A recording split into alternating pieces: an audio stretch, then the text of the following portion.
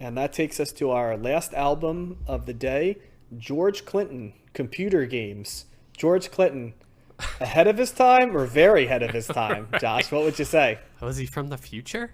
Or is he I, I think George Clinton has always sort of existed in his own space that Yeah. does not adhere to time or traditional physics. So, Right. yeah, it's this album. Space-time I think, continuum. yeah, I think this album to some degree reflects that a little bit. But Mm-hmm.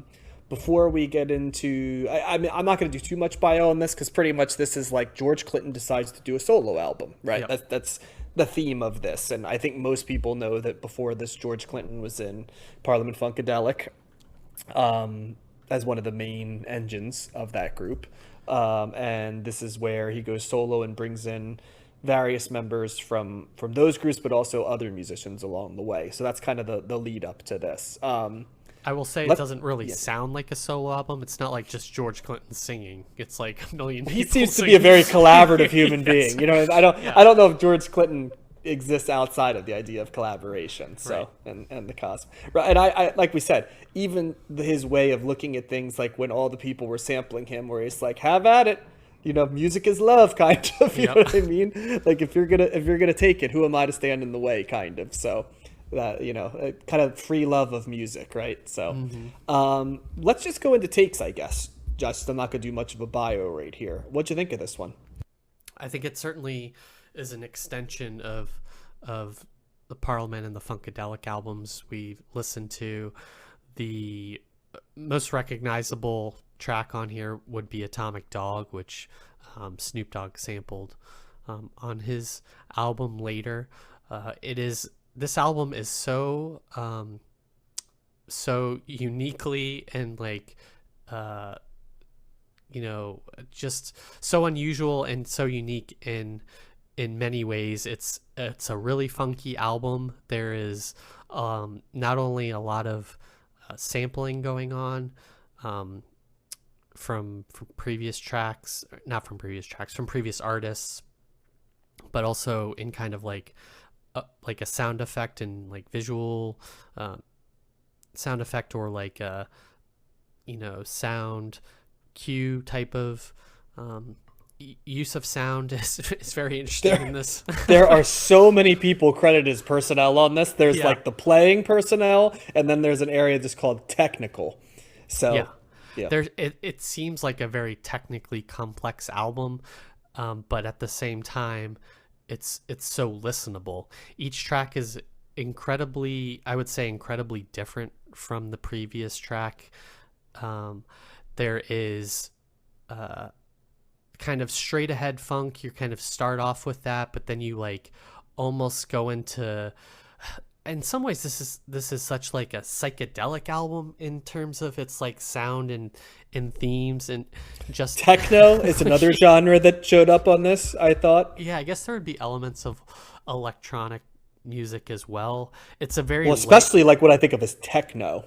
You know, like the techno sound that would come in like the 90s. yeah. I don't know. So, There is it's a very layered sounding album. You have what seems like 50 different instruments going on at once at times. You kind of have the foundation of funk on here with a lot of horns and like really good bass, and like George Clinton sounding with like a chorus of harmonizers and other people like chiming in with their voices. But then you kind of like drift into like weird, like the third track, pot sharing tots. It's like a kid's song in some ways in terms of like melody, but it's like a really weird like drug induced like yes. little kids, like It's I like don't a know, drug song love for or kids. something. Yeah. Yeah, drug song for kids. That's a good way to Yeah. put it. Yep. And then you go into computer games, which has like strangely like a vampire theme to it, but also like early 80s like beeps and boops, like computer sounds in it. And it's not really like computer games in terms of video games. It's like computer games in terms of like, I don't know, sentient computers playing games with each other, mind games or something. It's so strange. Yes. You wonder what's going on in his mind sometimes. Right. Yep. It's I'm probably making it sound off-putting in some ways, but this album is like really interesting and really fun to listen to, and it has a foundation of like making you want to move and like nod your head and like and tap your feet. And I think that's, when it gets down to it, that's kind of what I was drawn to. There's these, it goes on to Atomic Dog, which has a recognizable sound but is very funky as well. And then the final two tracks, Free Alterations and One Fun at a Time, they still have this underlying kind of like rhythm and beat to them that I found really drew me into the songs despite their weirdness. I can't, this album kind of like put me in a trance in some ways. I can't like explain it. It was like really Yeah, like, I know what you're saying though. yeah, it's like really listenable, but it's like really weird. So it gets a thumbs up for me. I can't wait to see what you think or hear what you think of it. I hope Matt listens to it at some point. It's just kind of, George Clinton has always been a unique artist, and that's there's no that's still the case here as well. Yeah, I really enjoyed this album. I think because it's such a bizarre amalgamation of, it's one of those albums that even the stuff I didn't love, I liked because it was interesting. Mm-hmm. There's nothing uninteresting on this album. And Right. you mentioned Atomic Dog, which of course is by far the most well-known song on this. Then you've got track 2. That's all the way down at track 5, right? Right. At track 2, you have that combo of, what is it? I know Loopzilla is the second part, but Man's Best Friend, right, is the second part of it. Which is and dog that's themed. Yes, it's yeah, it's where that the dog comes from. Yeah. Like Atomic Dog has that, but that sort of that synthy sound that you think of in like West Coast hip hop, right, is in there. And 12:51 is the length Yes. of that, which normally would be death for me, but it felt like I was at like George Clinton's house for that song, like at a party or something. and like George, you don't like catching vibes right from George Clinton on this album. You don't know if he's like shaman or Yeah. drug or like good time funk. You know what I mean? Almost like what you would imagine like Rastafarian or something. Or if it like I don't know you don't get the idea of like what George Clinton is on this, because I feel like this is to some degree, all Parliament and Funkadelic is a little bit of an insight into George Clinton's psyche and sensibilities. And all of the members of Parliament, like at the end, are on this, even though it's a solo album. Like you've got like Bootsy Collins is on this, Dennis Chambers, the drummer, is on this. Like pretty much all the people that were in Parliament Funkadelic at the end of Eddie Hazel, right? Like they're all on this album. And so it sounds, like a continuation of that. As Josh did a great job explaining, it's like Parliament Funkadelic mixed with electronic and techno music. Some of them share. When we say electronic, it's not electronic like a lot of the stuff we covered in the 80s either. It's not Right. sharing a lot in common with like New Order or Depeche Mode or stuff like that. This is, I guess, has some sensibilities with the technology, computer bloops and bleeps of like a Kraftwerk type of feel, but it doesn't in any way feel like a Kraftwerk album either, because there's no metronomic, the motoric beat here. Like, I guess the closest you get is bass lines, but those bass lines run and jump and gallop and all the different things in it, like every funk album in this. And yet, I think that's why I like this so much, as you mentioned, Josh, is because it keeps you on your toes. You're hearing a children's song with adult content, and then you're listening to a 12-minute and 51-second thing that sort of feels like you're at a house party, and then you're being driven to like almost like a drone in a different album. Computer games. I was trying to pay attention to the lyrics to see what type of insights he was making, right? I thought like maybe it was going to be one of those things about like a commentary of the modern world or something like that, but no, not really. It's like, Right. but that's as close as they get to like it's in some ways it has the sensibilities. I mentioned it before. It feels like what Kraftwerk was going for with like Computer World and stuff. It's sort of a commentary on where music is going. But George Clinton always sort of strikes me as a guy who kind of takes life where it comes and embraces the today kind of. And I feel like that was just him saying like computers are here now. George Clinton's going to talk about computers now, as opposed to like computers are taking over the world. It's more just like, oh, there's these computers and you can do things with them. Look at some of the things. Here's what computers sound like, computer games, and I just also like the other thing that always cracks me up about, Parliament Funkadelic and like I said, George Clinton here is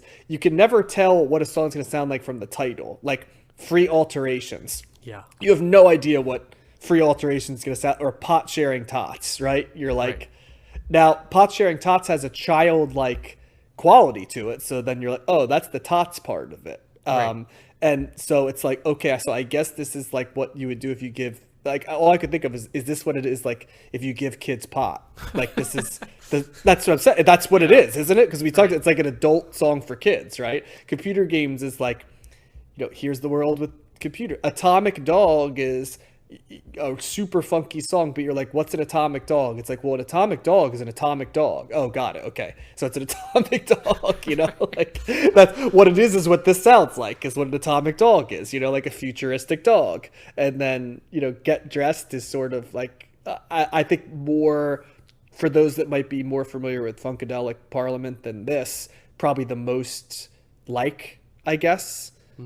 What you would you say, like, it's. Yeah. I mean, but even that has bleeps and bloops in it, so it's, yeah. I guess that is the most quote-unquote traditional sounding funk song. It kind of like sets but with like computer sounds in it. Yeah. Like it's a Parliament Funkadelic song with like computer bloops in it, yeah. I still don't know. Free Alterations is not about alterations of clothing. I still don't know what what it is, what we're altering, but it's a real it's got like Elton John vibes at times, I feel like. Yeah. It's a real drug induced kind of like funk trip, this album. It's really, one of a kind in a lot of ways. I mean, George Clinton is like a mad scientist, really. That's kind of like what I view him as sonically. And he's also a really, really good selector of bandmates around him. Yeah. he surrounds himself with really talented. It's almost like he's like a leader of a jazz band back in the day. Yeah. Like, where Coltrane or Duke Ellington or Miles Davis, they compile, Charles Mingus, they compile these bands, right? Players, not band, but players around them, right? To kind of give a feel. And I feel like to some degree, George Clinton is like the modern, modern as much as 70s and 80s is modern in these days version of that. So, yeah, it's, the production quality is very high. Everything sounds great. It's a journey. That's all. A great psychedelic drug-filled journey. I also love the last track, One Fun at a Time. It's sort of like a disco vibe. Disco funk would be how I'd describe that sound. It's got like a super cool groove and rhythm section in it. So hang in for that one because you'll enjoy it. That actually might be Atomic Dog's sort of undeniable, but One Fun at a Time might be my favorite song on the album. Yeah. Nice. So yeah, this one gets a thumbs up from me. Thumbs up for me too. In fact, I think this is my album pick of the week of these four in terms of just experience and listening, quality of listening experience. I will have to think about that. There's a couple I liked. You wouldn't have to convince me real hard that this might be mine either, but I liked some of the other ones too. Yeah. I liked the variety of albums this week. I think we did a pretty good job of picking 4 albums that were eminently listenable, but also different. Yep. Agreed. With pop sensibilities is the one thing that all 4 albums shared this week. For sure. Yeah.